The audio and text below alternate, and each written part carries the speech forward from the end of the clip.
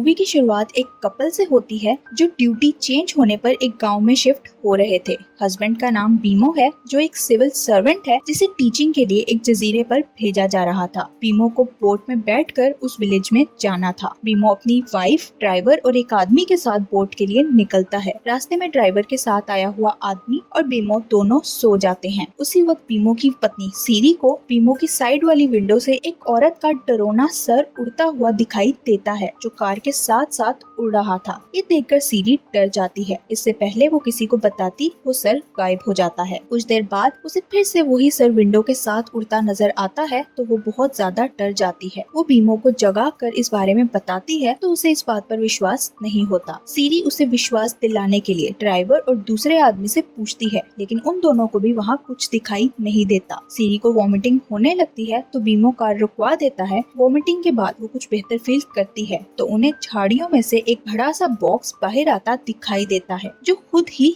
हिल रहा था। ये देखकर वो दोनों डर कर ड्राइवर को आवाज देते हैं। ड्राइवर उन्हें जल्दी से कार में बैठने का कहता है और कार स्टार्ट कर देता है। तभी वो बॉक्स झाड़ियों में से निकलकर बाहर आ गया था। ड्राइवर सीरी से पूछता है क्या यहाँ आने से पहले आपने कुछ एग्स रखे थे? तो सीरी उसे एग्स निकाल कर देती है जो ड्राइवर बाहर फेंक कर वहाँ से कार निकाल लेता है। उन लोगों के वहाँ से जाते ही बॉक्स का ढक्कन एक साइड से हटता है और उसमें से एक हाथ बाहर निकलता है। अगली सुबह वो लोग नाश्ते के लिए रुकते हैं जहाँ ड्राइवर सीरी को तसल्ली देते हुए कहता है तुमने कल रात जो देखा उससे डरने की जरूरत नहीं क्योंकि इस गांव में ऐसी चीजें नजर आती रहती हैं। ड्राइवर बताता है यहाँ किसी के मरने के बाद उसे दफनाने के बजाय जंगल में पेड़ के साथ लटका दिया जाता है। बीमो पूछता है वो ड्रोना सर हमारा पीछा क्यों कर रहा था? तो ड्राइवर बताता है जब मरे हुए इंसान पर काला जादू हो तो वो अपना शिकार करने के लिए इधर उधर घूमता है। बीमो पूछता है क्या वो मरा हुआ इंसान अंधों का शिकार करता है? ड्राइवर उसे जवाब देने लगता है लेकिन तभी वेटर उनका नाश्ता लेकर आ जाता है। नाश्ते के बाद बीमो और सीरी बोट में बैठकर उसी गांव जाते हैं जहां बीमो को टीचिंग करनी थी। यहाँ आते ही उन्हें स्कूल का प्रिंसिपल मिलता है जो बीमो को स्कूल के अंदर ही टीचर्स के रहने के लिए बनाए गए लकड़ी के घरों में से एक खाली घर में ले जाता है जहाँ वो दोनों रहेंगे। स्कूल का प्रिंसिपल उन्हें बताता है इस स्कूल में सिर्फ 60 टीचर्स हैं जो 3rd और 5th क्लास के हैं। प्रिंसिपल सीरी से कहता है आपको भी यहाँ स्कूल में बच्चों को पढ़ाना चाहिए। तो सीरी मान जाती है क्योंकि सारा दिन अकेली रहकर वो बोर होने वाली थी। प्रिंसिपल इन्हें बताता है काफी समय पहले यहाँ सैलाब आने के कारण बहुत सारे बच्चे मर गए थे।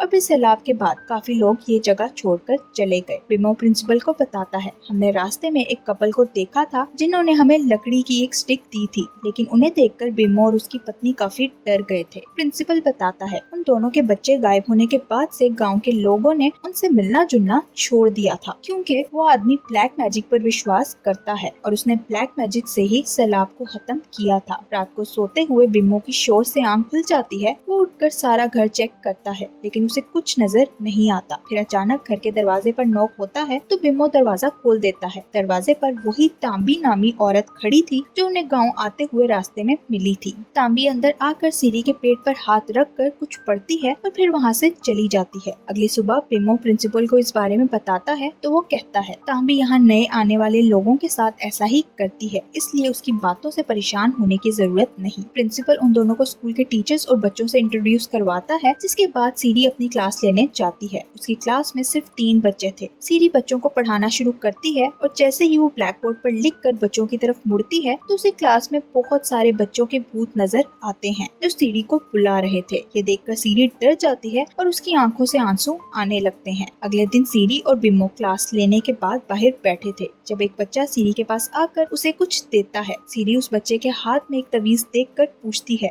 ये तुमने क्या पहना है? दूसरा बच्चा अपने पीछे इशारा करता है जहाँ उन्हें तांबी बैठी नजर आती है। इससे पहले कि सीरी उससे कुछ पूछती उसी वक्त वहाँ प्रिंसिपल एक टीचर के साथ भागते हुए एक रूम में जाता है। बीमो भी उनके पीछे जाता है जहाँ वो देखता है क्लास की छत एक जगह से टूटी हुई थी जहाँ से किसी लड़की की टांगे लटक रही थी। प्रिंसिपल उस लड़की को मयंक कहकर आवाज देता है तो उसकी टांगे ऊपर चली जाती हैं। प्रिंसिपल बीमो को देखकर मयंक की मदद करने के लिए कहता है। वो बीमो को टेबल पर चढ़कर मयंक को वापस लाने का कहता है। बीमो टेबल पर चढ़कर टूटी छत से सर निकालता है तो उसे हर तरफ अंधेरा नजर आता है। बीमो मयंक को आवाज देता है लेकिन उसे वो कहीं नजर नहीं आती। तभी बीमो को सामने एक लड़की का डरावना डरावना सा फेस दिखाई देता है, जो देखकर बीमो डर जाता है और अपना सर नीचे कर लेता है। बीमो को सीरी का ख्याल आता है तो वो तुरंत भागकर उसके पीछे जाता है, जो एक क्लास में थी जिसका दरवाजा लॉक्ड हो गया था। सीरी को क्लास में फिर से बहुत सारे बच्चों के भूत नजर आ रहे थे। यही नहीं, मयंक भी वही थी जो सीरी की तरफ बढ़ रही थी। वो सीरी के पेट की तरफ इशारा करके उससे कह रही थी, तुम्हें इसे कुर्बान करना होगा। सीरी डर कर पीछे हटने लगती है और गिर जाती है। बीमो सीरी के पास आकर उसे उठाता है तो वो कहती है, मेरे पेट में दर्द हो रहा है, और फिर बेहोश हो जाती है, जिस पर बीमो उसे उठाकर घर ले जाता है। रात को सीरी सो रही थी जब अचानक उसकी आंख खुल जाती है और वो बीमो को आवाजें देने लगती है, लेकिन बीमो रूम में नहीं था। तभी तेज हवा से रूम की विंडो खुल जाती है, जहाँ से कोई चीज अंदर आकर गिरती है। सीरी बिस्तर से उठकर देखने लगती है और उसी वक्त उसे वही उड़ता हुआ सर नजर आता है, जिसे उसने यहाँ आते हुए रास्ते में देखा था। उसे देखकर सीरी पीछे हट जाती है, लेकिन वो सर उसके और करीब आ जाता है, जिस पर सीरी चिल्लाने लगती है। उसके चिल्लाने की आवाजें सुनकर बीमो रूम में आता है तो सीरी उसे सब कुछ बताती है। अगले दिन बीमो स्कूल जाने लगता है तो प्रिंसिपल और एक टीचर उसे बताते हैं, आज स्कूल बंद है क्योंकि बच्चे कल वाले वाकये से बहुत डर गए हैं। वो दोनों बीमो से कहते हैं, तुम्हें विलेज हेड ने मिलने के लिए बुलाया है। बीमो सीरी के साथ हेड से मिलने चाहता है तो वो बीमो से कहता है, तुम्हारे साथ कल जो कुछ हुआ उस बारे में मुझे पता लगा था, इसलिए मैंने तुम्हें यहाँ बुलाया है। उसके पास एक शामन बैठी थी। हेड बीमो से कहता है, शामन तुम्हें बताएगी तुम्हारे साथ ये सब क्यों हो रहा है। शामन सीरी का हाथ पकड़कर आंखें बंद करती है और कुछ देर बाद आंखें खोलकर उन्हें बताती है सीरी प्रेग्नेंट है। शामन उन्हें बताती है गांव के लोगों को एक प्रेडिक्शन दी गई थी और वो इस बात पर विश्वास रखते हैं कि दूसरे जजीरे से एक औरत यहाँ आएगी और एक राक्षस की शक्ति मुकम्मल करेगी, जिसके बाद वो एक ताकतवर राक्षस बन जाएगा और अपनी शक्ति पूरी करने के लिए उस राक्षस को रेड बेबी फेटस की जरूरत है। शामन उन्हें ये भी बताती है तांबी को आप दोनों के यहाँ आने के बारे में पता था। शामन की बातें सुनकर सीरी और बिम्मो घबरा जाते हैं, जिस पर शामन उन्हें कहती है, आप चिंता मत करें, मैं आपकी मदद करूंगी। ये कहकर वो पास बैठे हेड के सेक्रेटरी को कुछ पत्ते देकर उन्हें उबालने का कहती है। सेक्रेटरी के जाने के बाद सीरी बेहोश होकर गिर जाती है और फिर वो अचानक से मूव करने लगती है। सीरी की बॉडी को भूत ने अपने वश में कर लिया था। सीरी बाहर जाने लगती है, लेकिन शामन के कहने पर दो आदमी उसे पकड़ लेते हैं। शामन सीरी के सर पर हाथ रख कर कुछ पढ़ने लगती है, जिससे सीरी की हालत बेहतर होने लगती है। सेक्रेटरी पत्ते उबाल कर लाता है तो शामन वो पानी बीमो को देकर सीरी को पिलाने का कहती है। वो पानी पीकर सीरी आंखें खोलती है और कुछ देर बाद फिर बेहोश हो जाती है। हेड बाहर जाता है तो सेक्रेटरी उसे कहता है, हमें अब कुछ करना चाहिए, जिस पर हेड कहता है, हम तांबी का मुकाबला नहीं कर सकते, इसलिए शामन को उसे डील करने दो। सेक्रेटरी कहता है, अगर तांबी भी क्वैंग बन गई तो हम कुछ नहीं कर सकेंगे। हेड गुस्से से उससे पूछता है, क्या तुम चाहते हो मैं उसका मर्डर कर दूं? तो वो चुप हो जाता है। बीमो प्रिंसिपल के साथ सीरी को घर ले जाता है। फिर जब वो सीरी को घर छोड़कर वापस आता है तो प्रिंसिपल स्कूल के दूसरे टीचर टिंगन से बातें कर रहा था। बीमो टिंगन से पूछता है, क्या तुम मुझे सीरी के लिए वही तवीज बनाकर दे सकते हो जैसा स्कूल में एक बच्चे ने पहन रखा था? लेकिन टिंगन मना कर देता है। प्रिंसिपल टिंगन के कपड़ों पर लगे एक तावीज के बारे में पूछता है, ये क्या है? तो वो बताता है, ये क्वैंग के बाल हैं जो मुझे अपने पेट से मिले थे जब उसने मेरी बीवी और बच्चे को मारा था। उसकी बातें सुनकर बीमो डर जाता है और सीरी को यहाँ से भेजने का फैसला करता है। घर जाकर वो सीरी से कहता है, मैं तुम्हें यहाँ नहीं रखना चाहता क्योंकि यहाँ तुम्हारी और हमारे बच्चे की जान को खतरा है। वो सीरी से कहता है, तुम अभी बोर्ड से प्रिंसिपल के घर जाओगी जहाँ तुम उसकी वाइफ के साथ रहोगी और मैं तुमसे मिलने आता रहूंगा। उसी वक्त टिंगियन आकर बीमो को बताता है, बोर्ड का मालिक अभी जाने के लिए तैयार नहीं है, इसलिए तुम्हें सुबह तक इंतजार करना होगा। वो बीमो को बताता है, मैं तुम्हारे घर के गिर्द एक जादुई सर्कल बना दूंगा, इसलिए तुम्हें सुबह होने से पहले घर से बाहर नहीं निकलना चाहिए। रात को सोते हुए बीमो किसी चीज का शोर सुनकर जाग जाता है। विंडो से शोर की आवाज पर वो उसे खोलता है, लेकिन वहाँ कुछ नहीं था। सीरी भी उठ चुकी थी और तभी उन्हें घर की छत से ऐसी आवाजें सुनाई देती हैं जैसे कोई किसी को मार रहा हो। बीमो और सीरी घर से बाहर जाने लगते हैं, लेकिन शोर की आवाजें ज्यादा होने लगती हैं, इसलिए वो दोनों डर कर वापस अपने रूम में चले जाते हैं। इस सबसे सीरी बहुत ज्यादा डर गई थी। बीमो उसका डर कम करने के लिए उसे हग कर लेता है। फिर उन्हें किसी के चिल्लाने की आवाज सुनाई देती है। दोनों अपने कानों पर हाथ रख लेते हैं और कुछ देर बाद ये शोर खत्म हो जाता है। अगली सुबह उन्हें पता चलता है किसी ने बोट को आग लगा दी है। गाँव के सब लोग आग बुझाने नहाने के लिए पानी लेकर जाते हैं। ये देखकर बीमो प्रिंसिपल से पूछता है, क्या इस गांव के बाहर जाने का बोट के अलावा कोई और रास्ता नहीं? तो प्रिंसिपल मना करता है।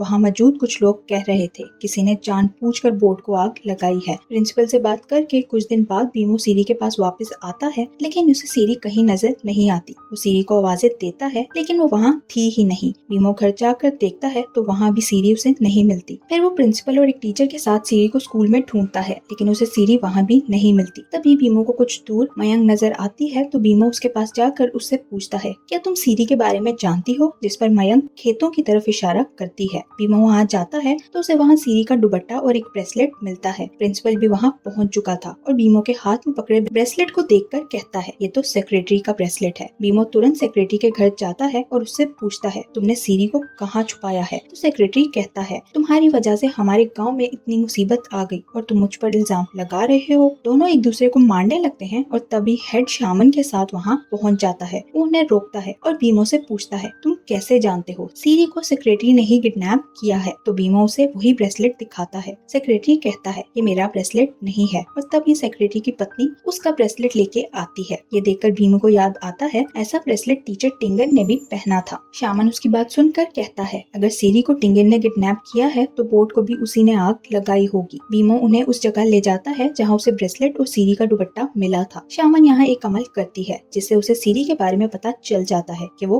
कहाँ है। वो लोग सीरी को जंगल में ढूंढने जाते हैं जहाँ बीमो को एक आग का चूल्हा नजर आता है। वो वहाँ जाता है जहाँ उसे एक पेड़ के पास सीरी नजर आती है जिसकी हालत काफी खराब थी। शामन सीरी को अपने घर ले जाती है क्योंकि वो तांबी के जादू के असर में थी और उसे अभी तक होश नहीं आया था। शामन अपने अमल से सीरी को होश दिलाती है तो बीमो उससे पूछता है, तुम्हें किसने किडनैप किया था? सीरी टिंगन का नाम लेती है, जिस पर सेक्रेटरी कहता है, अब तो हमारे पास सबूत भी है, इसलिए हम तांबी को मार सकते हैं। शामन कहती है, तांबी को हम नहीं बल्कि बीमो मार सकता है, और उसे तांबी को मारने के लिए एक चाकू देती है। बीमो चाकू लेकर तांबी को मारने जाता है। जैसे ही वो तांबी पर वार करने लगता है, तांबी अपनी शक्ति से उसे रोक देती है। बीमो उसे कहता है, अगर तुम मरना नहीं चाहती हो तो मुझे मार दो, लेकिन सीरी और मेरे बच्चे को छोड़ दो। उसकी बात सुनकर तांबी का पति कहता है, तांबी तुम्हारी पत्नी और बच्चे को बचा रही है। वो बीमो को बताता है, तुम्हें धोखा दिया गया है कि तांबी तुम्हें नुकसान पहुंचा रही है। उसी वक्त तांबी का सर उसके शरीर से अलग होकर उड़ता हुआ बीमो के पास आता है और वो बीमो को बताती है, इस सब के पीछे शामन का हाथ है। शामन को तुम्हारे बच्चे का फेटस चाहिए ताकि वो एक ताकतवर राक्षस बन सके, इसलिए अपनी बीवी और बच्चे को बचा लो। दूसरी तरफ शामन को देखें तो वो सब के जाने के बाद सीरी पर कोई अमल करके जादू से उसके पेट में से कुछ निकाल रही थी। वो सीरी से कहती है, अब यहाँ तुम्हारी मदद के लिए कोई नहीं आएगा। टिंगन शामन के घर के बाहर सेक्रेटरी के साथ एक आदमी को पकड़ लेता है जो शामन के लिए काम करता था। टिंगन उन्हें बताता है, इस सब के पीछे तांबी का हाथ नहीं बल्कि कोई और है। टिंगन उन्हें क्वेन के बाल दिखाते हुए कहता है, ये इस बात का सबूत है और मैं जानता हूँ ये बाल किसके पास थे। टिंगन उन्हें घर के अंदर जाने का कहता है। सेक्रेटरी घर के अंदर देखता है जहाँ सीरी बहुत तकलीफ में लेटी हुई थी। उसी वक्त शामन बाहर आकर सेक्रेटरी को मार देती है और टिंगन से कहती है, तुम मेरे काम में दखल क्यों दे रहे हो? तो वो कहता है, क्योंकि तुमने मेरी पत्नी और बच्चे को मारा था और तुम्हें इसका हिसाब देना होगा। शामन कहती है, ऐसा करने से मेरी शक्ति बढ़ गई थी। फिर वो टिंगन पर वार करके उसे जख्मी कर देती है और अंदर जाकर फिर से सीरी पर अपना अमल करने लगती है। उसी वक्त तांबी का उड़ता हुआ सर वहाँ पहुंचकर उसका प्लान फेल कर देता है और शामन डर कर वहाँ से भाग जाती है, जिसके बाद शामन के घर आग लग जाती है। कुछ देर बाद बीमो वापस आता है तो शामन के घर में आग लगी हुई देखकर समझता है सीरी भी मर चुकी है। उसके पास टिंगन आता है जिसे रोते हुए बीमो पीटने लगता है, लेकिन वो एक साइड पर इशारा करता है जहाँ सीरी बैठी हुई थी। बीमो उसके पास जाता है और उसे ठीक देखकर शांत हो जाता है। टिंगन बीमो को क्वैंग के बाल देखकर कहता है, तुम्हें इनकी मदद से शामन के शरीर को ढूंढकर तबाह करना होगा ताकि वो दोबारा इंसान ना बन सके। बीमो वो बाल लेकर शामन को ढूंढने के लिए निकल जाता है। वो क्वैंग के बालों की मदद से